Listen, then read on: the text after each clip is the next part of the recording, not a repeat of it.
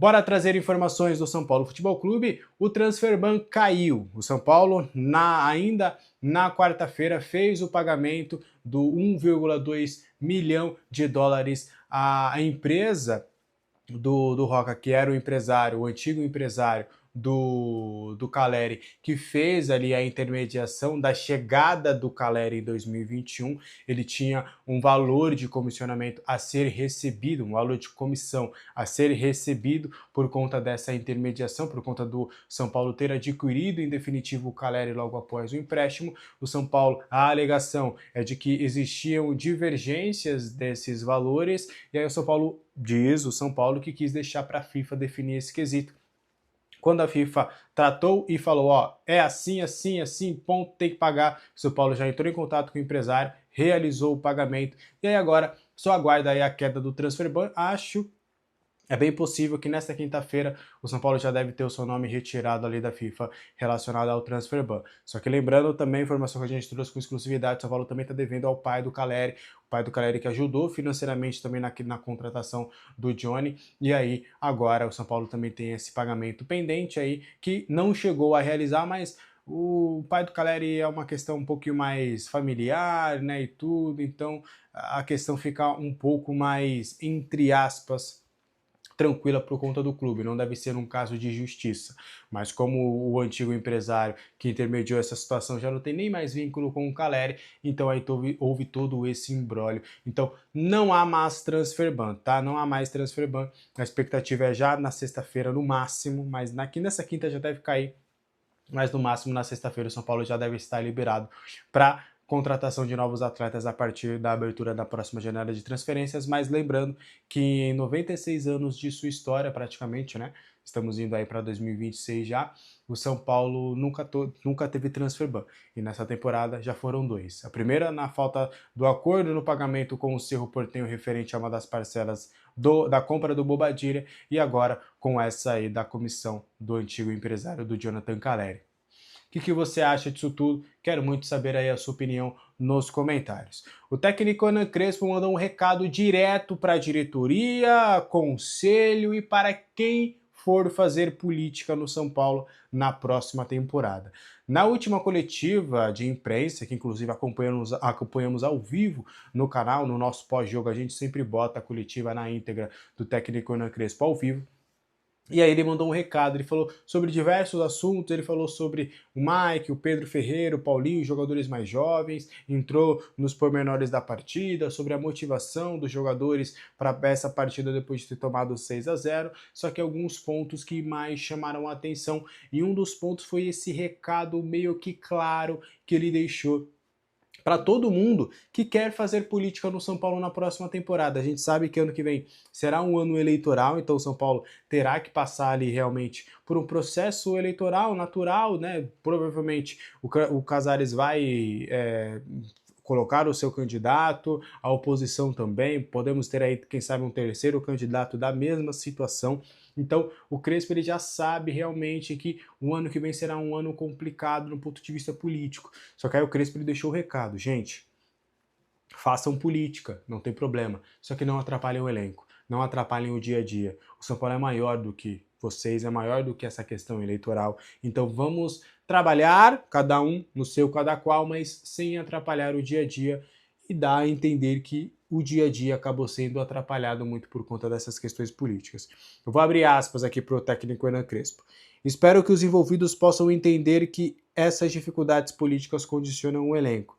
Sim, posso entender que será um ano politicamente difícil, mas que tenham a capacidade de lutar corretamente para chegar à presidência sem condicionar o elenco, a dinâmica do dia a dia do elenco. As questões políticas acho que para todos terão objetivos individuais. Esses objetivos colocam todos juntos em um objetivo coletivo que é o São Paulo. A coisa mais importante. Acho que vai ser difícil, eles têm uma responsabilidade muito grande, é um ano político. Vou só pedir uma coisa, que esse ano político não condicione o ano do elenco, fecha aspas aí, para o técnico Hernan Crespo, que realmente ali mandou um recado bem direto para todo mundo que quer fazer política no São Paulo em 2026. Não atrapalhe. E isso é um pedido que a gente também aqui no canal, que todo torcedor também do São Paulo faz. Política vai ter que ser feita, mas façam de tudo para não atrapalhar o dia a dia e não atrapalhar principalmente o São Paulo Futebol Clube. Não é mesmo? Tá comigo nessa? Deixa aí nos comentários. E a briga do São Paulo pela 8ª vaga só tem mais um concorrente e se chama Red Bull Bragantino. O São Paulo venceu o Internacional pelo placar de 3-0 e o Bragantino goleou o Vitória por 4-0. Vitória que, inclusive, olha que coisa engraçada, o Bragantino venceu o Vitória, próximo adversário do São Paulo, e o São Paulo venceu o Internacional, próximo adversário do Bragantino. As duas equipes, inclusive, jogarão fora de casa. Tanto o Bragantino quanto o São Paulo também jogarão fora de casa. O Bragantino vai para Porto Alegre e o São Paulo vai para Vitória, na Bahia, para Salvador, né? Vitória na Bahia, para Salvador, para tentar aí essa conquista. O São Paulo, lembrando, né, que quem ficar com a 8ª colocação, termina o Brasileiro em 8º e vai ter que torcer para Cruzeiro ou Fluminense vencerem a Copa do Brasil para abrir essa 8ª vaga e aí, consequentemente, acabar indo para a pré-Libertadores da América no próximo ano. E aí, o São Paulo com a vitória chegou aos 51 pontos e o Bragantino está com 48. Só que se o Bragantino vence o Internacional e o São Paulo não vence, ou aliás, perde para o Vitória, o Bragantino chegará a 51 pontos e tem um número de vitórias maior do que o São Paulo, então fica com a 8ª vaga. Então o São Paulo, com um empate diante do Vitória, o São Paulo garante matematicamente a 8ª colocação e, óbvio, se vencer também garante. Qualquer tropeço do Bragantino também é a vaga do São Paulo. Então o São Paulo, se ver o Bragantino empatando ou perdendo para o Internacional na próxima rodada, o São Paulo também garante essa vaga. Você acha que o São Paulo vai ficar com a 8ª colocação? Você acha que o São Paulo vai conquistar? Quero muito saber. Eu acho que, assim, sabe o que seria legal? 2 empates ali, o Internacional cai também, ó. O São Paulo fica com a vaga, acho que também tá tudo certo. Eu fecharia essa. Você fecharia comigo essa? Quero saber aí a sua opinião aqui nos comentários. Para fechar o vídeo de hoje, o Alan Franco sentiu, né, ainda no primeiro tempo, acabou sendo substituído pelo Arboleda. Será que ele preocupa para a sequência da temporada? Ele será reavaliado depois da reapresentação do grupo, né? O São Paulo ele vai treinar nesta quinta-feira, reapresentação, sexta-feira faz o treino, sábado treino e viagem, e aí no domingo tem o jogo contra o Vitória e depois férias para os jogadores que retornam somente no dia 3 de janeiro. Do que eu conversei previamente ali com algumas pessoas, a expectativa é do Alan Franco não ter tido algo grave, mas exames vão dar mais detalhamento sobre a situação do zagueiro, mas que dificilmente ele terá condições de enfrentar o Vitória. O São Paulo que também não deve ter nenhum retorno contra o Vitória, né? Rodriguinho, Dineno, Wendel, jogadores que depender se evoluírem bem e tal, podem até viajar, mas a tendência é que acabem não indo para esse jogo. E aí o São Paulo deve ganhar mais um desfalque, né? Já tem o Bobadilla também que tá fora, né? O Bobadilla depois do treino de sábado, o Bobadilla vai estar de férias. Então, o Bobadilla já vai estar fora e é bem possível que o São Paulo também acabe perdendo aí o zagueiro Alan Franco e aí talvez o técnico Hernan Crespo vai ter que recorrer novamente à base para poder complementar o grupo.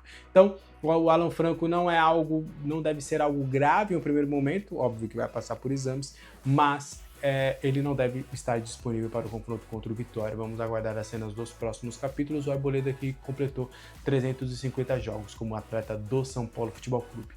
Beleza? O que você acha disso tudo? Quero muito saber a sua opinião aqui nos comentários. Foi no São Paulo que você nasceu pro mundo. O que você espera, mano? O que vai acontecer com o São Paulo? O negócio tá feio lá também, hein?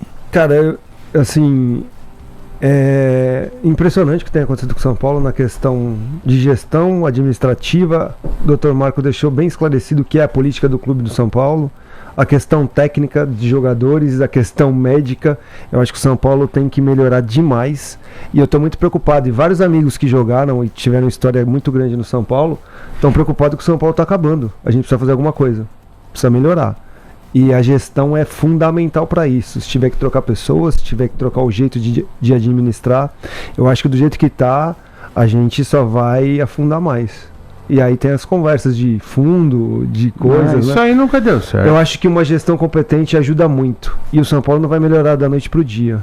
O Dr. Marco falou que 2, 3 gestões para deixar o clube num patamar legal. O Rosala Santoro no Corinthians falou que precisa no Corinthians no mínimo 3 gestões dando tudo certo. Mas é isso. Ou seja, nós estamos falando de praticamente 10 anos.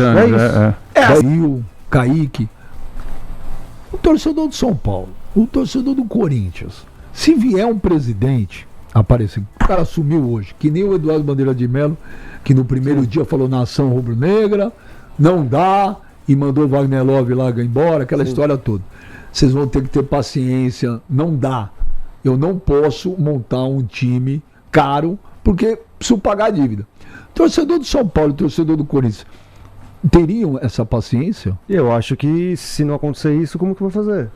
Não tem outro caminho, Benja. A realidade desses clubes que chegaram. Cobre problema? É claro que encobre. Um título de Copa que é o mais plausível numa situação tudo que o Júlio Casares vai falar hoje, Benja, ele começa assim: nós somos campeões da Copa do Brasil, da Paulista, da Recopa, da Copinha e quebramos um tabu. Falou isso. Não, e quebramos um tabu. Quer dizer, o São Paulo considera troféu ter ganho do Corinthians em Itaquera, que ele nunca tinha ganho. Agora, Benja, isso é um absurdo, sua pergunta, né? muito pertinente por sinal, eu tenho a impressão de que o perfil do torcedor mudou bastante. Hoje é um torcedor que se preocupa mais com o futuro do clube, ele não pensa só em bola e campo.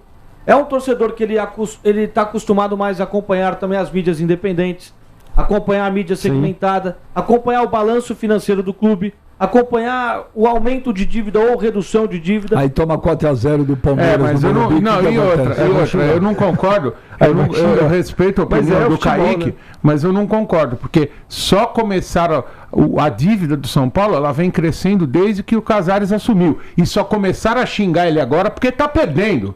Quando ele ganhou a Copa do Brasil, já tinha dívida. E ninguém falava, Casares, só estão xingando agora porque ele tá perdendo. É que naquele momento, a diretoria do São Paulo tinha também como escudo os treinadores para o mau trabalho. Aí quando veio o título, a justificativa, e que muita gente acreditou, é que o São Paulo, por exemplo, aumentou a dívida porque deixou de vender jogadores porque optou ser campeão da Copa do Brasil. É o discurso que eles adotam até hoje.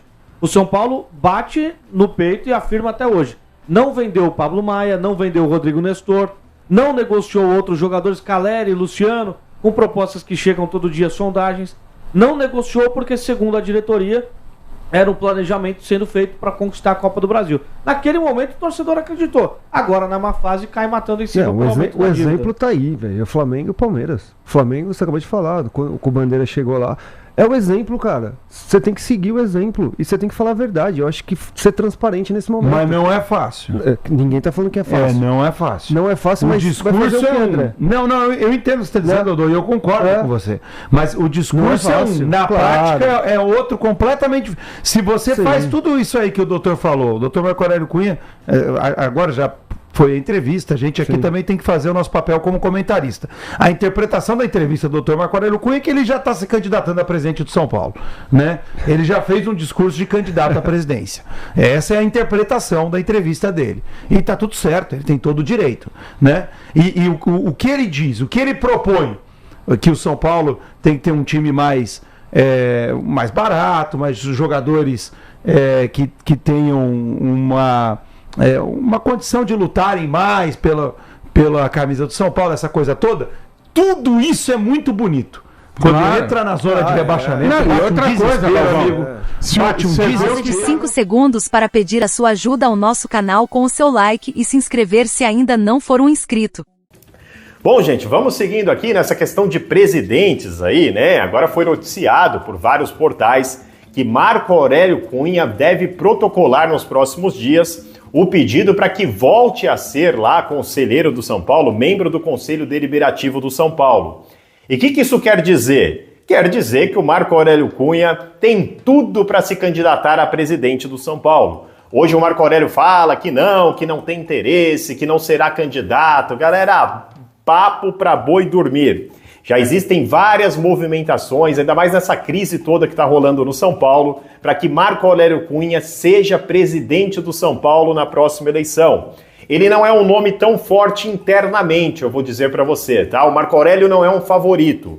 Mas fora da questão política do São Paulo, por exemplo, com a torcida do São Paulo, eu até cheguei a fazer aqui uma enquete. Se você gostaria de Marco Aurélio Cunha como presidente, coloquei outros nomes, né? E o Marco Aurélio ganhou disparado. Aliás, eu pergunto de novo, para você que já respondeu, responde de novo aí, quem não respondeu. Vamos ver nesses comentários aqui. Você aprova Marco Aurélio Cunha como presidente do São Paulo? Ele não vai protocolar esse pedido à toa, tá, gente? Se o Marco Aurélio vai protocolar esse pedido, é para ser candidato a presidente do São Paulo. Alguma movimentação já está acontecendo. Embora exista um acordo da situação, da oposição, para ninguém ficar falando em eleição, ninguém trabalhar a eleição antes do mês de março.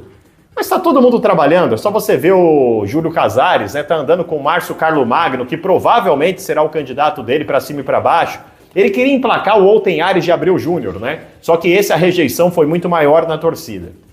Então, se o Marco Aurélio está fazendo esse movimento, existe uma grande chance de se candidatar. E o que se fala nos bastidores é uma parceria entre Marco Aurélio e Pinotti, tá? E o Belmonte talvez entre nesse meio aí. É estranho, não é? Belmonte que estava cá, agora vai para lá, mas o futuro do São Paulo para mim não é muito promissor. Tem muita gente que simpatiza com o Marco Aurélio, cara, é um cara super boa praça, super simpático, né? A gente percebe aí no jogo aberto, faz parte de uma história bonita do São Paulo, vitoriosa. Só que assim, gente, também já trabalhou e muito com esse mesmo grupinho que tá aí, tá? Então não se iludam tanto não. Marco Aurélio, se for entrar nessa, irmão, vai ter cobrança diária por aqui. Não vem colocar a sua história na muletinha, né, e falar que vai dar certo. Até porque o Júlio Casares também fez parte de uma história vitoriosa. O Leco também fez, né? Esse grupo político, desde o falecimento do senhor Marcelo Portugal Gouveia, não quando ele saiu. Quando ele saiu a coisa ainda andou bem. Mas depois que ele faleceu, parece que isso aí virou uma zona, cara. Esperaram o senhor ir para o céu lá para virar uma zona. E é o que o São Paulo virou, infelizmente. As perguntas foram o seguinte, eu falei assim, não se iludam, não criem expectativa, eu não quero iludir ninguém, mas eu não vou mentir. Existe um trabalho sendo feito para que o São Paulo possa contratar jogadores para o Crespo e que o São Paulo consiga investimento para isso, para janeiro. Isso foi o que, inclusive, manteve o Crespo no São Paulo, com essa visibilidade de que pudessem chegar jogadores, certo? Quem acompanha os vídeos aqui com a gente todos os dias, está aí no YouTube, eu não preciso referendar nada. Você que acompanha os vídeos, você sabe. Ponto. Enfocamos, inclusive, no blog do São Paulo em várias matérias de que o Crespo, São Paulo trabalhava para atender as promessas que fez para o Crespo, que o Casares tinha falado sobre investimentos, sobre como poderia acontecer, etc. Por que eu não falei diretamente para vocês sobre as coisas? Porque vocês já sabem muito bem o tanto de informação que a gente passa, às vezes, e sai, e o cara vai falar assim, o Zanqueto está falando isso porque é uma cortina de fumaça pelo momento ruim que o São Paulo está vivendo. Está sendo dito isso, está sendo lançado isso porque querem ofuscar o momento de crise e os problemas que estão acontecendo. Bom, a informação de que o São Paulo poderia ter um investimento e que o São Paulo iria buscar recursos para contratar reforços e ia ter recursos está na capa dos nossos vídeos nos últimos dias e está nos vídeos, no conteúdo. E eu falei para vocês, não façam expectativas. Ontem, o Pedro Lopes, do UOL, publicou uma matéria em que ele fala exatamente sobre o assunto e vincula com a Galápagos. Ótimo. Esse fundo da Galápagos poderia ser no formato diferente do FIP. Eu falei para vocês, hein? Falei assim, como está o FIP, Zanqueto? Eu falei, o FIP está guardado, estão remodelando, estão fazendo as coisas. Está aí para vocês a remodelação que foi feita. A informação que eu tenho que difere do FIP é que isso não demandaria aprovação dentro do conselho, tá, deliberativo, teria uma prerrogativa direto das possibilidades diretas que a presidência pode fazer, ou seja, o Júlio Casares poderia implementar isso diretamente, caso ele queira. Pelo menos é o que eu soube preliminarmente, eu não sei se isso vai se concretizar ou não. As informações são muito preliminares e estão muito restritas, exatamente para não ter vazamentos. O que eu sei é que o Júlio Casares esteve ontem em Pinheiros, no prédio da Souto Correia, que é o escritório de advocacia, e teve reuniões lá muito fortes sobre vários assuntos. Um assunto relacionado a isso e outro assunto relacionado à parte de outros clubes, coisas relacionadas ao futebol brasileiro com outros presidentes de clubes, tá?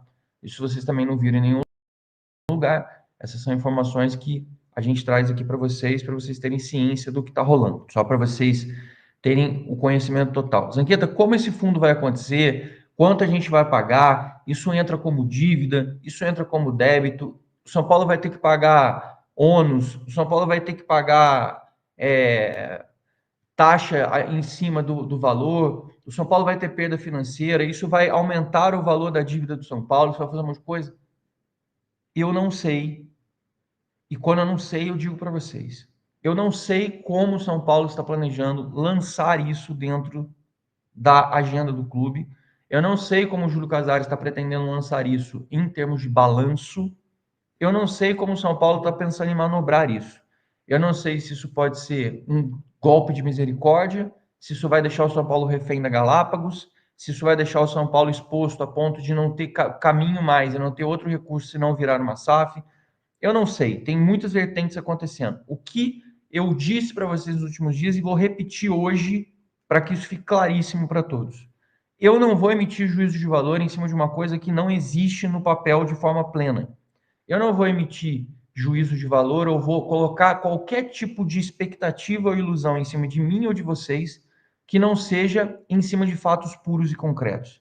A lógica e o histórico recente nos diz que a gente deve esperar. Uma vez apresentados os prospectos, uma vez apresentados os projetos, uma vez exposto e esclarecidas as informações, a gente vai ter todos os elementos para poder questionar, a gente vai ter todos os elementos para poder criticar, a gente vai ter todos os elementos para conseguir desconfiar e a gente vai ter todos os elementos para conseguir acreditar ou não. Esse é o cenário que qualquer pessoa racional faria neste momento com relação à questão do fundo. O fundo, ele está aí, já está acontecendo essa conversa faz bastante tempo, o Casares já está engajado nisso há bastante tempo, o São Paulo já tinha, inclusive, sinalizado isso para o Crespo, por isso ele ficou, e eu já venho sinalizando isso para vocês faz bastante tempo. Por que o Muricy, que sempre reclama que o time tem que investir, e ele sempre se expõe e fala, o time se não compete, o time se não investe, ele não consegue nada? Porque ele já sabe disso. É por isso que ele está na dele. Vocês lembram, em 2021, até áudio vazou do Muricy falando que não tinha condição, que ele não ia macular a imagem dele, que ele não ia falar sobre essas coisas todas. Então, que a gente pode fazer e o que eu sugiro todo mundo que vai fazer. Quem acredita no que eu estou falando, quem não acredita que vai fazer essas coisas, não faça expectativas. Nenhuma. Não espere que isso aconteça. Zanqueta, mas e se não entrar esse dinheiro? O São Paulo vai conseguir contratar mesmo assim? As informações que eu tenho e a pergunta que eu fiz foi exatamente essa. E se demorar para sair isso e isso não vingar como não vingou o FIP? Como fica a janela do São Paulo? A janela do São Paulo não será impactada se o São Paulo não conseguir isso. Essa informação é mais importante do que dizer que o São Paulo pode ter o fundo. Zanqueta, então quer dizer que se o São Paulo conseguir o dinheiro do fundo, ele vai entrar com um propulsor de possíveis contratações, é isso? Sim. O São Paulo, se não conseguir esse dinheiro, ele vai continuar buscando planejamento de contratações? Sim. Quem está falando comigo está otimista com relação... Ah, Zanqueta, você está otimista? Eu não estou nada. Vou repetir. Eu não estou nada. Eu estou falando para vocês quem está falando para mim sobre os planos de reforço e contratações e remodelação do time está otimista. E isso não é diretamente ligado à ilusão de que teremos 200 milhões de fundo. Então, isso, do ponto de vista prático, ele é melhor para nós do que você falar assim, se tiver o dinheiro do fundo, beleza, a gente pode ter um ano legal. Se a gente não tiver, a gente vai ter um ano terrível, vamos disputar rebaixamento no Paulista. Não é bem isso. Então, a vida do São Paulo segue em paralelo, independente de fundo. Se o fundo vier, o São Paulo vai ter um bom aporte. Como vai ficar a situação de balanço financeira? Como isso vai ser aportado? Como isso vai ser contabilizado? Como isso vai dar? A entrada disso contábil vai ser feita como? Não sei, porque o formato não está pré-estabelecido e isso não está no papel ainda, pelo menos não a ponto de eu poder chegar e mostrar para vocês como a gente teve acesso às outras coisas. Então, como eu estou vendo o Kaique Oliveira falando assim, não consigo acreditar na diretoria. Faz bem, não acredite. Você não tem que acreditar mesmo. Agora, eu vou repetir o que eu falei nos outros dias. A informação existe. Ela existe. Você não pode fingir que ela não existe. O que você pode fazer é, não acredito, vou ficar com uma lupa em cima do assunto, vou ficar em cima disso porque eu não quero que isso seja prejudicial para o São Paulo. Perfeito. Perfeito. Perfeito isso. Zanqueta, a contabilidade disso entra como empréstimo? Me dizem que não entra como empréstimo. Isso não funciona contabilmente como empréstimo. Então, como funciona? Não sei. Porque não querem falar muito a respeito desse assunto enquanto o assunto não estiver mais moldado e mais definido. Até porque, como vocês imaginam, Isso já deve ter deixado em efervescência e ebulição não só torcedores do lado de fora, como deixou também associados e conselheiros do lado de dentro. Então, é assim que funciona, é assim que são as coisas. Esse fundo é real? É. Essa conversa já está rolando faz tempo? Tá. Existe chance dele sair? Sim, principalmente pela menor burocracia que parece que ele tem, que é mais palpável do ponto de vista de implementação interna, sem tantas amarras, do que foi a questão do FIP, que gerou polêmica, que viu que ia entrar uma questão politizada e ia demorar tantas coisas. Isso vai ser bom ou ruim para o São Paulo? Não sei. Não sei. Sem ver o projeto e sem entender todas as letras, sem ler as coisas, não tem como. Nenhum negócio é possível de ser comentado, ser positivo ou negativo, se você não lê todas as linhas pequenas, as linhas grandes, os subartigos, você tem que ler tudo. Você tem que ler absolutamente tudo para tentar entender o que vai ser feito. Senão, você está chutando, a gente está arriscando no escuro, e eu vou me furtar ao sofrimento de ficar especulando sobre uma coisa que eu não tenho nada, que ninguém tem nada concreto até o momento, que é, tirando que você tem o valor de 200 milhões... O São Paulo garantiu a permanência de uma das principais joias das categorias de base do clube para o futuro. O lateral esquerdo João Nery, de apenas 16 anos, assinou seu primeiro contrato profissional da carreira em outubro deste ano para seguir brilhando pelo sub-17 do tricolor paulista. A jovem promessa defende a camisa tricolor desde o início de 2024. Anteriormente também passou pelas categorias de base do Internacional, Santos e também pelo Desportivo Brasil. Em publicação via Instagram, João Nery comemorou um marco na carreira.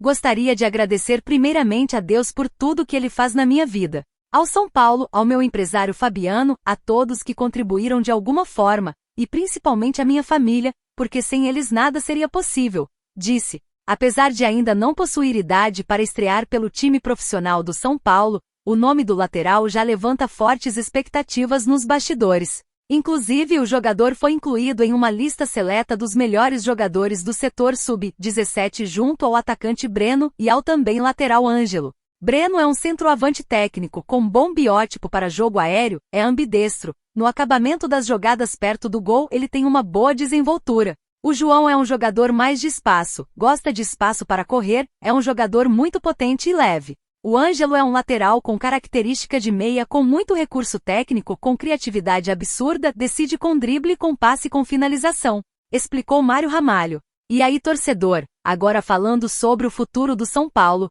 deixe nos comentários o que você espera do tricolor para o próximo ano.